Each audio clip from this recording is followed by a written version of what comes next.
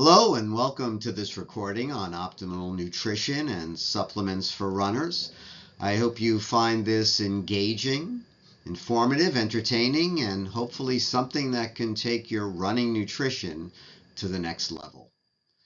The objectives of this talk are to help you understand different types of diets, particularly a clean anti-inflammatory diet and how that can benefit your running, the macronutrient needs, fats, proteins, carbohydrates, and at the end we'll discuss some dietary supplements that can enhance your performance. So in any presentation, I think a reasonable first question is, why should I have any confidence in the person giving the presentation? What are their qualifications and how do I know if they're trustworthy? Well, I hope to convince you of that. I'm a physician. I have degrees in public health and business and lifestyle medicine, and I'm a marathon runner over the past 10 years.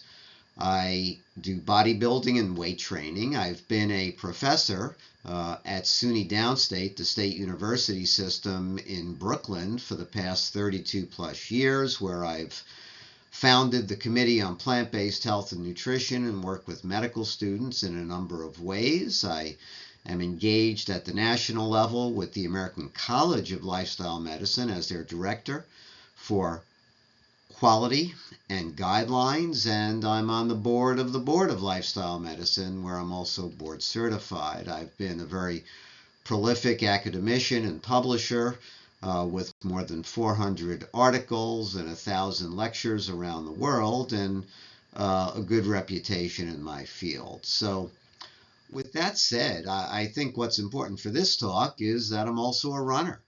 And I had the privilege of doing Boston a few years ago, but in the past 6 years since I started running, and that was at age 56, so I did my first marathon at age 60, and I've done 12 since, and can say I'm in pretty good shape with a resting heart rate in the low 40s.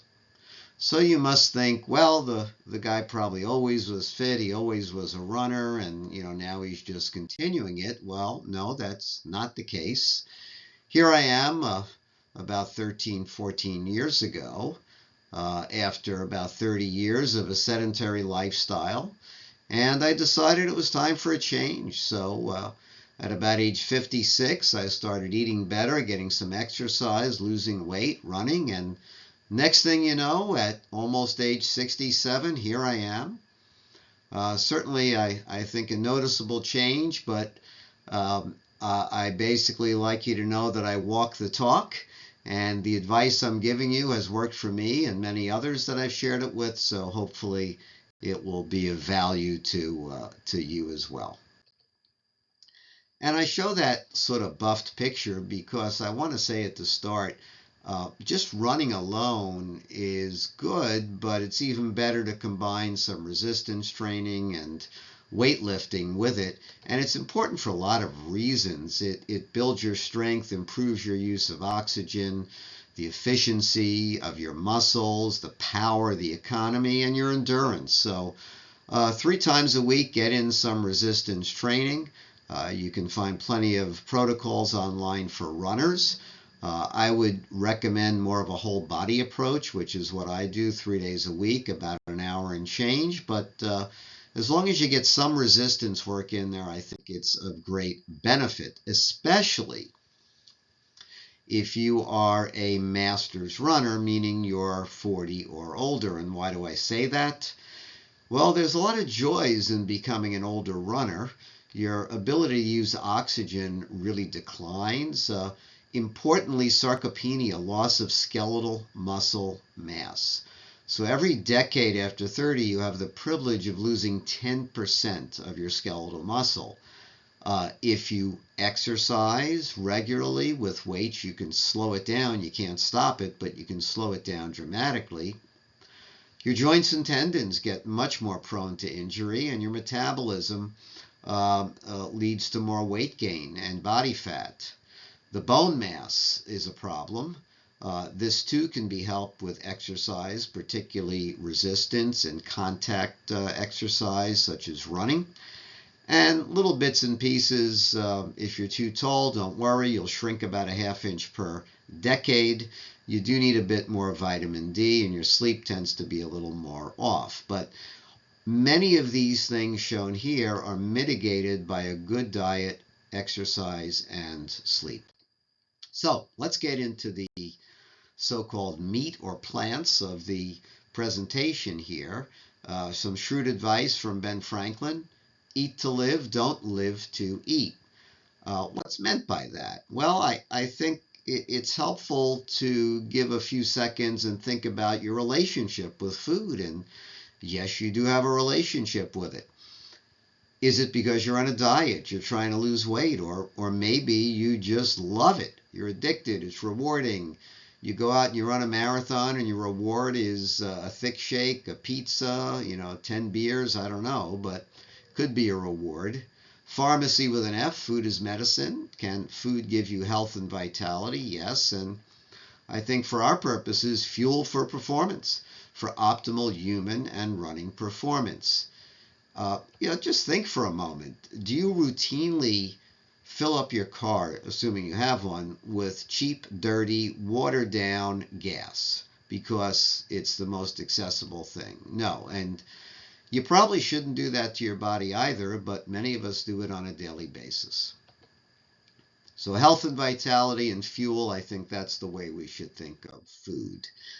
And we'll start with this concept of clean eating, and doesn't mean you buff and polish your food. What it tends to mean is that you're eating the good stuff, fruits, vegetables, whole grains, nuts, seeds, avoiding the bad stuff. Meat and seafood are fine, but hopefully not the farm-raised or full of antibiotics and salt and some healthy fats. Dairy, eggs are acceptable with some thoughtfulness. So clean eating can be very rewarding. And if we look in general, just over half of Americans say that they follow some sort of a diet or eating pattern, and it's most typically this clean pattern has been rising. Mindful eating is simply taking your time to enjoy and think about your food rather than just choke it down as you're running from one place to another. Plant-based has come up, but things such as vegetarian, the cleansing diets, vegan, which is no animal products, are not that popular.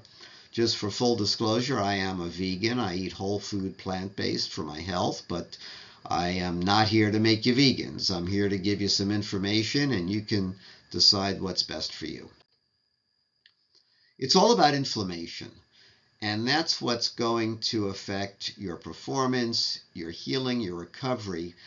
And foods in general fall into one of two categories. They're either going to promote inflammation in your body, pro-inflammatory, or they will reduce it.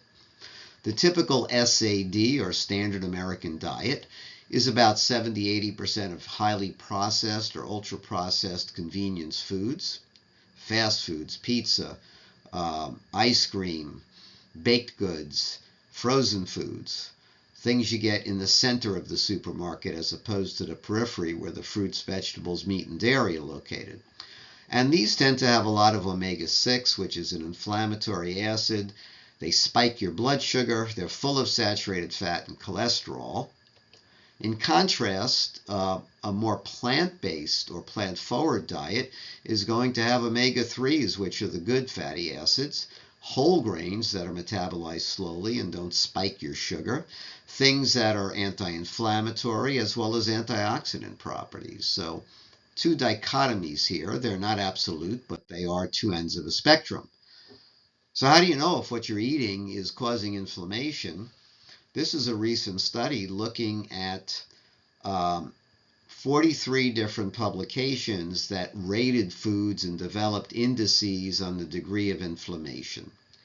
And basically, the consistently anti-inflammatory foods were the fruits, vegetables, whole grains, and legumes, but the ones that caused inflammation were red meat, processed meat, and added sugars. And we can see that here, where this is all the components they looked at in these indices. The red arrows, alcohol, animal fat, added sugar, refined grains, processed meats, those are the ones that cause inflammation in your body. In contrast, the green arrows, the vegetable oils, including seed oils, fruits, nuts or seeds, legumes, whole grains, and vegetables are anti-inflammatory. And for those of you who don't know, legumes refer to primarily beans and soy products. Peanuts are actually a legume, not a nut, so they're very healthy, full of protein and fiber. Here's another way to think about an anti-inflammatory diet with this food pyramid from Dr. Weil. And at the base of it are the fruits and vegetables, whole grains, and the pasta ideally is a whole grain pasta, the beans, legumes, soy products, nuts, and seeds. And then as you go up, it's perfectly fine to have some fish or shellfish or even some healthy meat, cheese, dairy, supplements. Sweets should be healthy. But it's important to have the base. If you're just eating the stuff on the top, probably not a good overall diet. Just to get a little more in the weeds on this, but I think it's important, is, can the microbiome, all these trillions of bacteria we have in our gut and our body, actually help boost your athletic performance? The answer seems to be yes, if you feed these trillions of bacteria the right thing. And the right thing is dietary fiber. When you have fiber enter your gut, the microbiome, those trillions of bacteria, they love it. They're jumping for joy. They produce something called short-chain fatty acids, butyrate, propionate, acetate. And what these are, they're highly anti-inflammatory in your body. Interestingly, they also lead to increased GLP-1 production. GLP-1's that weight loss magic substance we hear about, but you actually produce it in your body, in your gut. And that's why you are full after eating certain foods. When you eat whole foods with fiber, they pass through the stomach and small intestines, and far down in the GI tract, they produce this GLP-1 and you feel full. If you eat highly processed or junk foods, what happens is they're absorbed very quickly by the stomach and intestines, don't even make it to the part of the intestinal tract where GLP-1 is produced, so you don't get satiety. You just want to keep eating more. Eating fiber and protein are the best ways to feel full and feel like you've eaten a good meal. And this anti-inflammatory aspect of the diet can affect how long you live. It's nice to run better, but it's good, even better to live longer and stay running. And if you combine an anti-inflammatory diet and some good leisure activities such as running, you get massive reductions in your chance of death from all causes or from heart and vascular problems, 50, 70%. And even if you eat anti-inflammatory but are a couch potato, you can still reduce it. In contrast, if you're eating the bad stuff, no amount of exercise is going to counteract that. So the real key to reducing your mortality or increasing your lifespan is an anti-inflammatory diet. Some examples of these plant-forward or anti-inflammatory diets are shown here. DASH stands for a dietary approach to hypertension. It does allow plenty of animal products in there. Mediterranean is very common, notably for the olive oil, the wine, the cheese. Vegan excludes animal products, but you can be a junk food vegan with all the processed stuff out there. I prefer to be a whole food plant-based vegan who eats the healthy stuff and avoids the processed vegan food as well. And what you're really doing here is finding a way to eat that's going to reduce your inflammation and optimize your performance with running and with all other aspects of your life. Mediterranean diet comes up a lot, and the question becomes, is olive oil healthy? Is it good to eat olive oil? And many would have you think it is. The problem is it's a very big source of calories, 120 calories in a tablespoon and 14 grams of fat. It's really best as a flavoring, as a condiment, something you add after cooking or to flavor a salad or a dish, not to cook with it. It does have a lot of omega-3 fatty acids, Extra virgin olive oil is best. The problem is it's not great for frying. It has a low what's called smoke point. So it's going to denature and burn. So if you're using it to fry, cook, saute, probably better to use avocado oil, safflower oil, sunflower oil than olive oil. Big question that comes up in running. Gee, should I be low carb, high fat? Is that really going to help me with performance? Very vogue these days. And fat is important. We need fat to live and to run. All athletes, omega-3 fats in particular, are the ones we get from healthy eating. They're present in fish and fish oil. There's certainly quite a bit in plant foods, but it's not processed as well. So I, for example, take a supplement, some algae. You can get lots of omega-3s in. High-fat diets in general, though, do not really help your performance, and they can impair carbohydrate metabolism. And of course, it depends on the type of fat. So unsaturated, polyunsaturated are great. Saturated are bad, and the trans fats, which we don't see that much more, are really bad for your health. Here's some examples of these low-carb, high-fat diets. The Paleo, South Beach, Atkins, Keto. The paleo goes back to the hunter-gatherer days, and it's actually a pretty healthy diet the way it originally was framed in terms of plant-based, but it's sort of morphed into a carnivore type diet. South Beach as well, Atkins and Keto is high fat, lots of protein. You can lose weight on these diets because you're getting rid of a lot of grains and processed food. The problem is over time they promote insulin resistance. Your body does not absorb sugars as well, which can lead to diabetes and other chronic diseases. Just as an aside, the keto diet came about originally for childhood epilepsy, believe it or not. Refractory, tough to treat childhood epilepsy did respond to a keto diet. The problem was you couldn't get anybody to stay on it long term because they got diarrhea, upset stomach, fatty stools, gallbladder problems, all sorts of issues. So it's if you have epilepsy and need a short-term solution, it's good, but long-term, no. This is a busy slide, but I put it up here because it's very interesting. And what they're looking at here is people who follow a low carbohydrate diet to see what happens to the plaque in their arteries as measured by this coronary artery calcium scan, a non-invasive test. The bottom line is if you eat a lot of animal products, you're an animal-based person, and you have a low carbohydrate diet, you are 50, 60, 70, 80% higher risk of dying from cardiovascular disease and having a lot more calcium in your arteries. So this low carbohydrate diet combined with a lot of animal products is not good. If you were more plant-based, it didn't seem to really do any harm.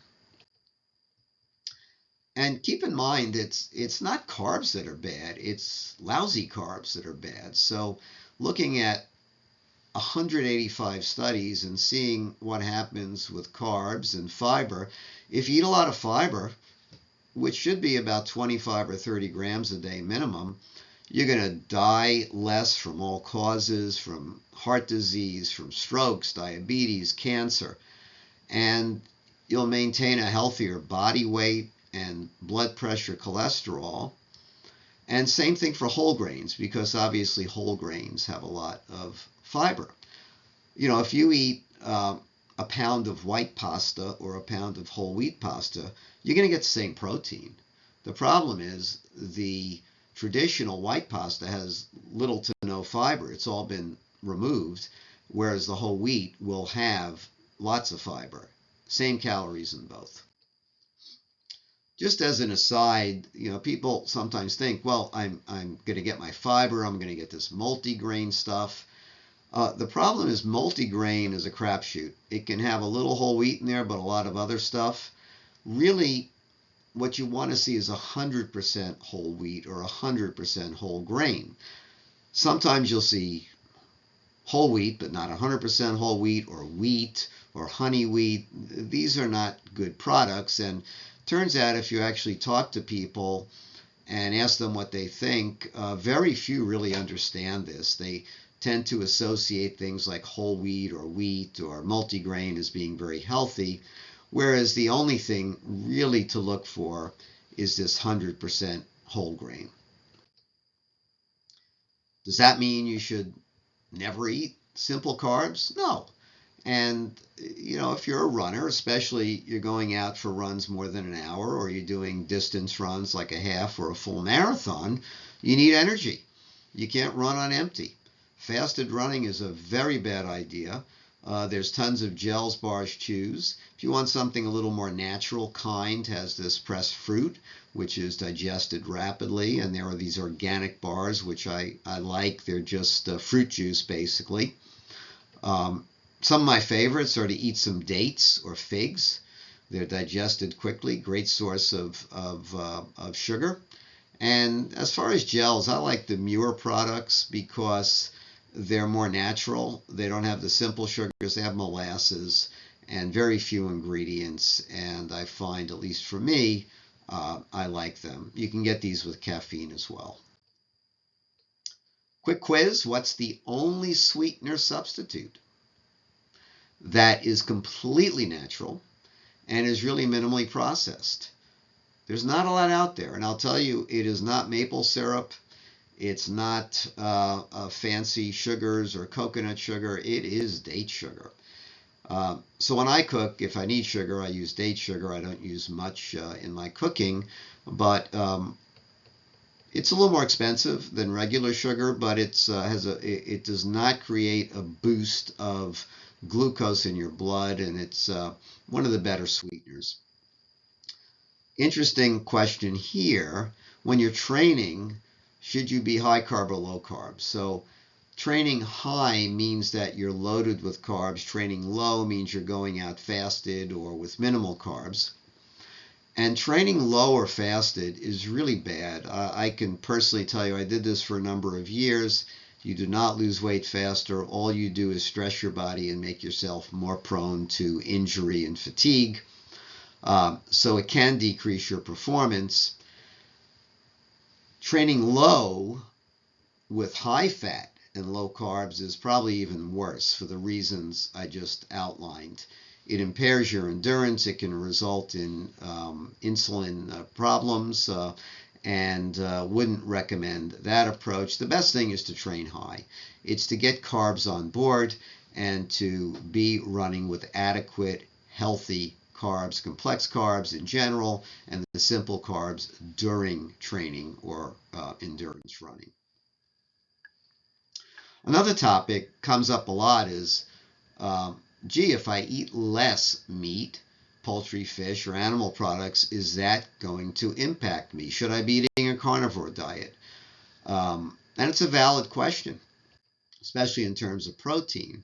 There's a lot of research on this, so I'm not going to go into these, but I'm just putting up here quite a few studies which have come to the general conclusion that athletic performance is not impacted at all if you choose to eat more plant products than animal products. Again, I'm not telling you to be vegans or vegetarians, but I don't want you to eliminate a more plant-forward diet because you think it might decrease your performance or health. This was an interesting study by the Beyond Meat folks where they took a bunch of recreational runners and resistance trainers, and for 4 weeks they put them on plant-based meat, Beyond Meat, and for another 4 weeks they put them on regular meat, real beef, and they wanted to see what happened. And they didn't really have any difference in their ability to run, do push-ups, training, etc. They performed equally, basically, regardless of their source of meat, plants versus animals. And they basically concluded, yes, you can do fine eating these plant products. Can you be an elite athlete if you're eating just plant foods? Well, I think the answer is an unequivocal yes.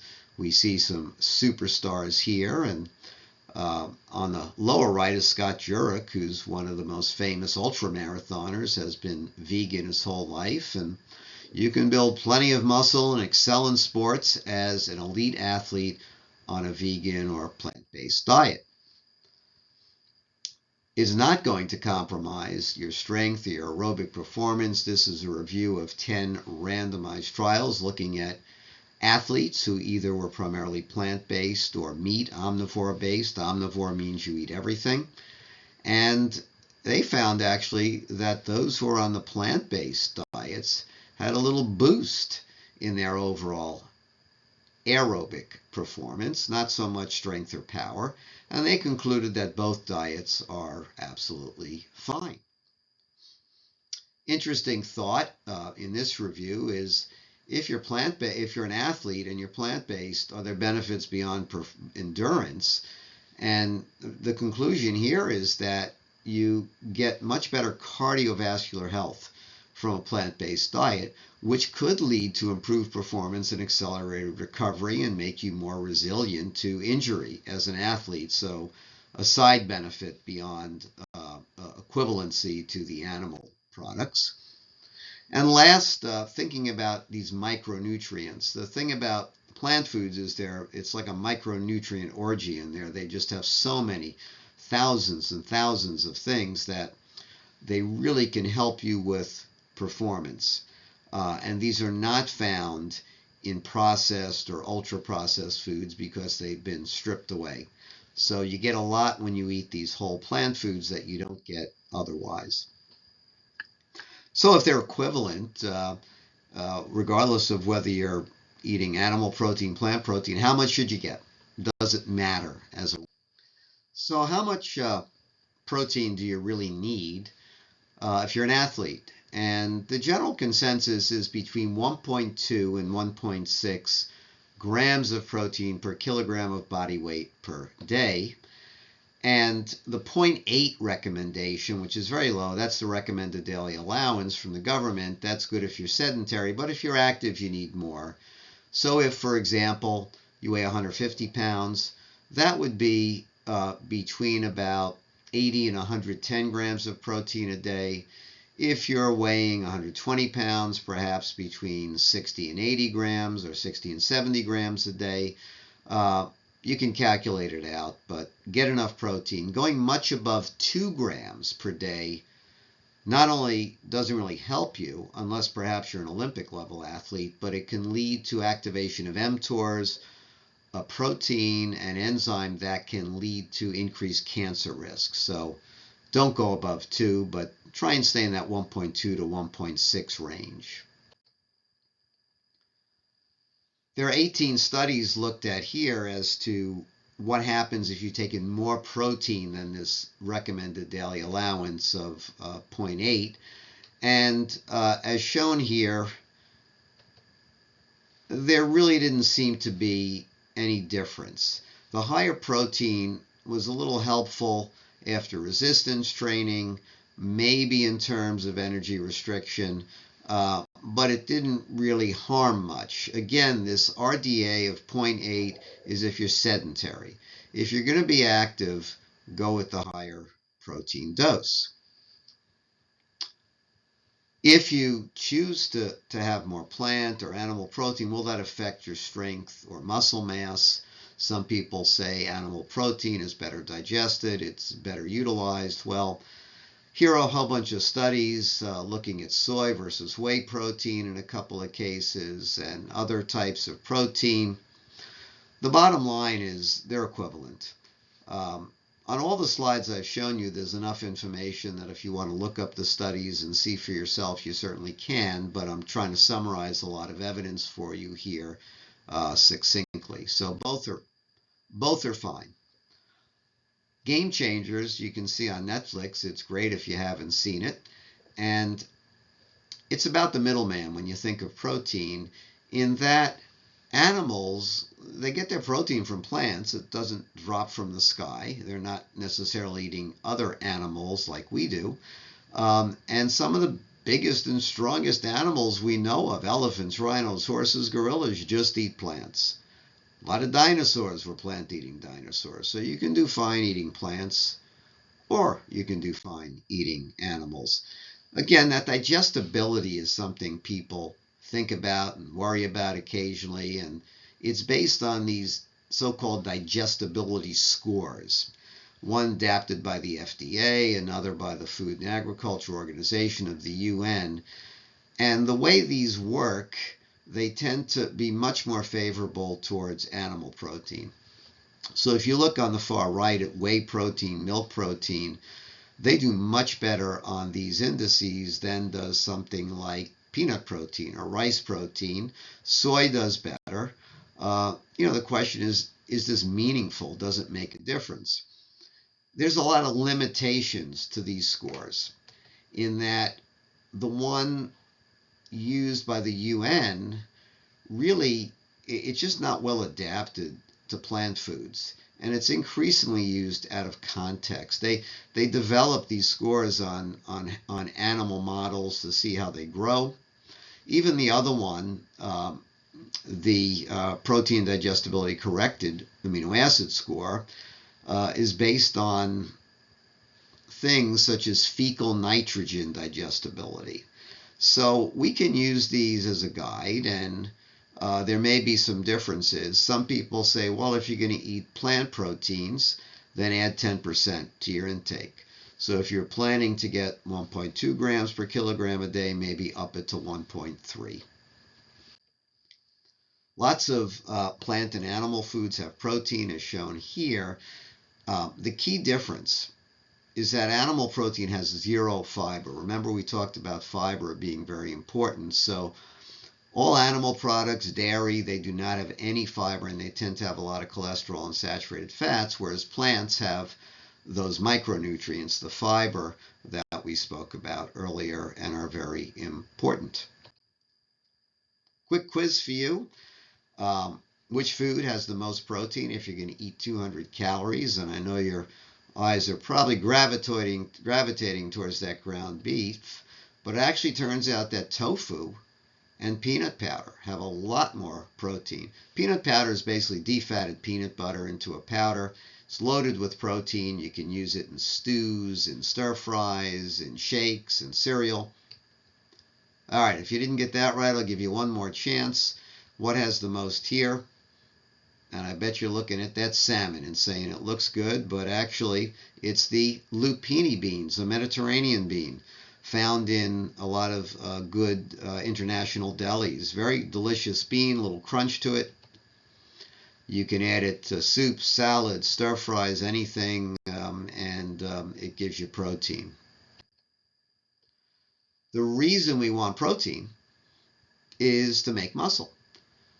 There's a constant ebb and flow. We're constantly turning over the muscle in our body several times per year. And if you don't have a supply of protein that's adequate, it's not going to happen well. So muscle protein synthesis requires 20 amino acids, the building blocks of protein, and there are 9 essential amino acids that are shown here. You might have heard of essential amino acids, some products you can get pre-digested, so to speak, and rapidly get into the bloodstream, and they do have an effect. They do have some help for muscle strength. And if you're going to use these essentials, it should be right before training. So for example, here's a product I use regularly, Amino Energy. It has the essential amino acids in it and some plant-based green tea caffeine. I take it 15-20 minutes before working out or running if I don't have time to eat, because I'm getting a bolus of amino acids into my bloodstream right away. It doesn't require any digestion. Protein timing is important. And if you have time before a workout, let's say you have a 10 a.m. start time on your marathon, you get up, you can eat a real meal. You can eat something, a breakfast with fat and protein and other good things. If you only have a little time, you can take the essentials, as I mentioned. You probably don't need protein during exercise. A very limited benefit, that's when you need the carbs.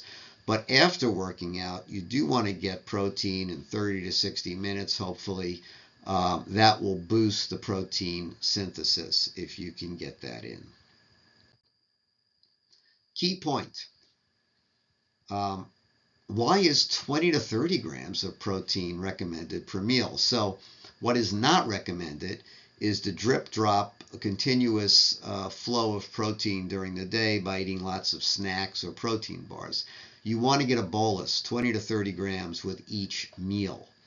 And the reason is shown here. There's been a lot of good research on this, looking at different ways of getting your protein. And the optimal sustained muscle protein synthesis is when you're getting this bolus with your meals, at least 20 grams per day.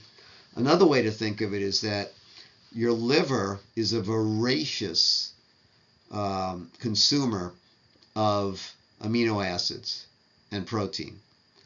And if you're getting a drip during the day, your liver sucks it up before it can go anywhere else. By getting that 20, 25, 30 grams, you've got enough there that it goes to the muscles. So, good idea. Another thing to keep in mind, your muscles take several weeks to synthesize protein. So if you have a muscle injury, it's going to take a few weeks to recover.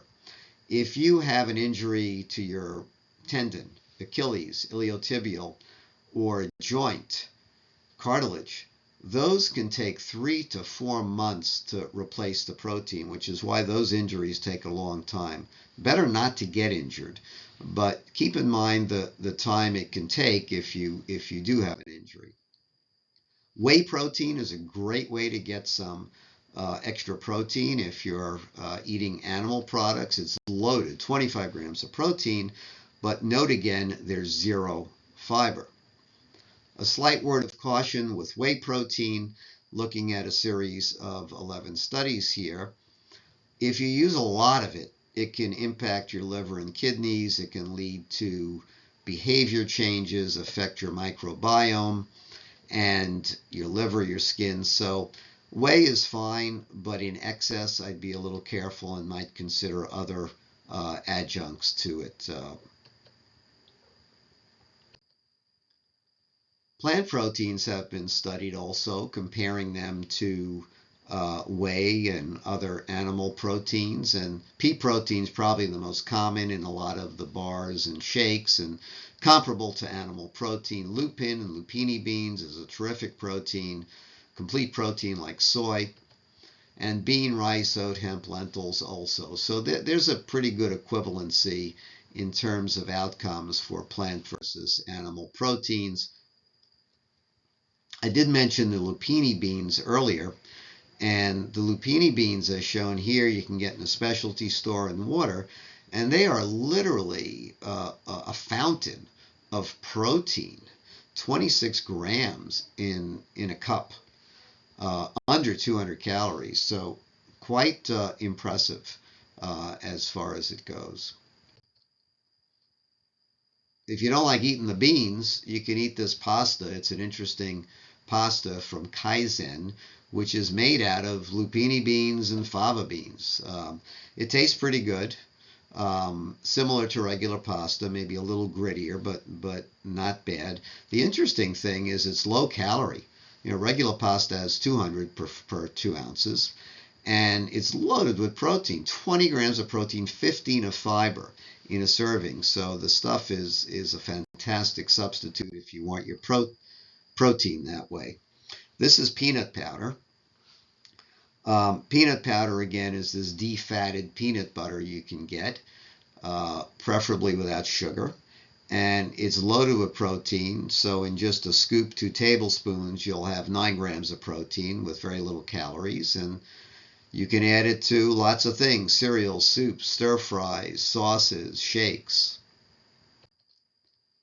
If you're not into peanuts, there's almond powder. Same concept. They take almond butter, they defat it, and in 2 tablespoons, which would be half a serving shown here, you'd have, again, about 10 grams of protein. Similar to peanut powder. A little more expensive, but same concept. People sometimes talk about branch chain amino acids, which are very vogue and popular. Leucine, isoleucine, valine. The literature in general, I've looked at this in detail, really does not support this if you're looking to build muscle.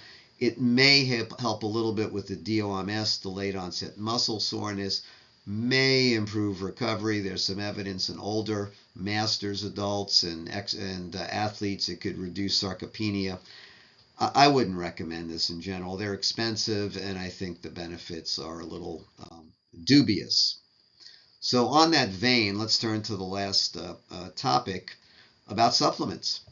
Uh, are they worth your time, money? Will they help you perform better? The International Olympic Committee did a consensus report they update periodically with, I think, some very good conclusions, particularly that dietary supplements can play a small role in an athlete's nutrition plan. Um, they may help you perform and recover a little better, but they're no substitute for overall good nutrition and training. And you really have to know what you're doing to know what's appropriate. Because if you just go by Dr. Google and you look on the web, boy, you'll find tons of stuff, mostly recommended by people with huge conflicts of interest that benefit from aligning themselves with these products or supplements. One that's pretty straightforward are omega-3 fatty acids, found in fish and fish oils and certain plant products, but it's tough to get enough in your diet. So if you take supplements, this can reduce muscle soreness, muscle damage. It's not necessarily going to make you perform better, but it's very good for the health of your cell membranes, of your tissues, of your brain, reducing inflammation, promoting healing. So I would urge taking an omega-3 supplement daily. If you're vegan, there are algae type supplements. If you're not, there's fish oil supplements. But good idea to take omega-3s. Other things that may help with athletic performance that are evidence-based. Caffeine and creatine are two of the big ones. I'll talk about those. Beetroot nitrates can help you with burst activities, as can sodium bicarbonate and beta-alanine. But the big ones, I think, for runners, endurance, would be the caffeine and creatine are the ones to consider, and those are both things that I use regularly. Caffeine's the easiest. A whole lot of research on caffeine and running and performance. And if you look at it overall, it increases the time to exhaustion and allows you to complete your training faster. It may help boost performance, but the data are mainly in men. But it's very harmless and seems to be helpful. How much should you get? Well, bottom line is 1 or 2 cups of coffee would be sufficient, and that could be 20-30 minutes before your activity. A lot of the gels do have an extra 100 milligrams of caffeine in them, so I like to take that either at the start or in that end of a marathon, the last 5K or 10K, when you're starting to hit that wall. It's nice to get a bolt of some caffeine. But caffeine is safe and good. Creatine. Creatine is known as the safe, inexpensive, and legal steroid. You can get it in a powder or in pills. And basically what creatine is, it's part of muscle protein synthesis. It helps produce adenosine triphosphate, ATP, which is used for energy production. And you get it in a lot of animal products, meats and things. It's not as present in vegetarian or plant-based foods. It can help with athletic performance. Again, some detailed studies here, which on aggregate show that particularly for burst type activity or short-term duration exercise, they're helpful. The impact on endurance is a little less certain. It does seem to be particularly useful in older masters adults who don't metabolize protein as well, and in vegans or vegetarians who aren't eating a lot of animal products. But it's very safe to use. It's also cheap. You know, some people worry that you're going to get water retention, and you do. I'll tell you right away, if you use creatine, you're going to gain a few pounds and you're going to hold it because it's water retention. You don't need a loading phase. I use 3 grams per day. Some other people use 5. It's not related to men, and creatine monohydrate is the cheapest, easiest, and optimal form to get, whether you take it in a powder or as pills. Last supplement I want to mention is vitamin E, which is a pretty common thing. And interestingly, there's a lot of studies, 44, looking at what does this do for how your body recovers from exercise. And they basically found a protective effect in low doses. So if you're taking under 500 international units a day, I take 400 IU, it reduces creatine kinase, lactate dehydrogenase, which are breakdown products of muscle. And it's shown here, the effect size is about minus 1.9. That's a very large benefit. 2 standard deviations. That is a big benefit. And if you look at it, athletes, it's even bigger in athletes. So particularly if you're a very active individual, taking this under 500 dose of vitamin E a day can help a lot in your muscle soreness and recovery. So in tying this up, I have focused on nutrition and supplements, but there's a lot more to being healthy. It falls in the topic of lifestyle medicine or lifestyle, and it includes getting some sleep, 6 to 8 hours a night, your physical activity we talked about, reducing stress, having good social connections and relationships, avoiding risky substances, staying away from too much alcohol, cannabis, other drugs. So think about nutrition as part of your overall health plan. And with that said, I'll sum up some key points here. As Ben Franklin said, eat to live, don't live to eat. The food you eat is really a source of fuel, energy, and vitality. And it can also, when done right, enhance your performance, resilience, and recovery. We spoke about a clean, optimal anti-inflammatory diet, which has as its foundation a lot of plant foods, vegetables, fruits, grains, whole grains, nuts, seeds. Animal products are fine, but in moderation. They shouldn't be the base of the pyramid. And really stay away from the sugar-sweetened beverages, lots of extra oil and sweeteners, not good for you. Low-carb diets, bad for health, bad for runners. It's the quality of the carbohydrate that matters. And get enough protein.